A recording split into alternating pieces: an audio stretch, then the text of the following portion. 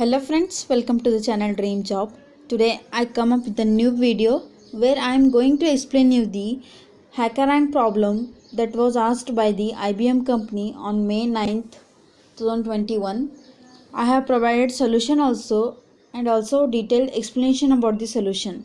First we will look after the what the question is. Here the question asked was email ID amplification.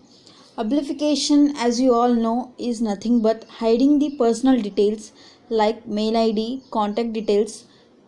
Immediately after this, the question comes in the mind is that why we need to hide the contact details or personal details. So, to safeguard the privacy so that it is not hacked by the hackers, here in this question, they have told us that to obfuscate the mail ID. They are given the four conditions as you can see in this slide. Now we will consider one example, like I will consider my own email ID meghamulge67@gmail.com. We will take that example and check all the four conditions. Now we will go to checking the condition one by one.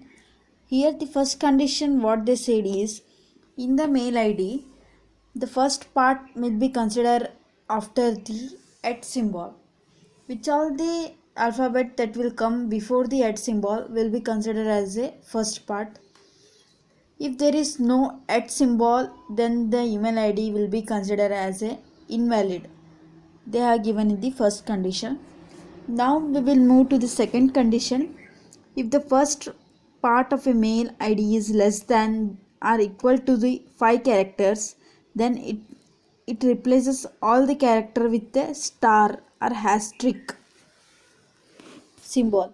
Now we will see the third condition. If the first part of a mail ID length is greater than 5, then we can have to print that first 3 characters. After that remaining character will be print as it is.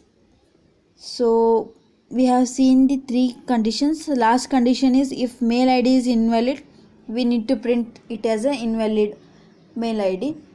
Now we will see the logic, how to build the logic for this given problem. First we will see the base condition. From the above four condition, the last statement will be considered as a base condition which is included in the if block. If mail ID at 0 is equal to at character, then it is printed as the invalid input and that value is returned, as you can see the first block of the code. Next we will initialize the I value to 0. Then we will calculate the length of the mail ID which is stored in the n variable.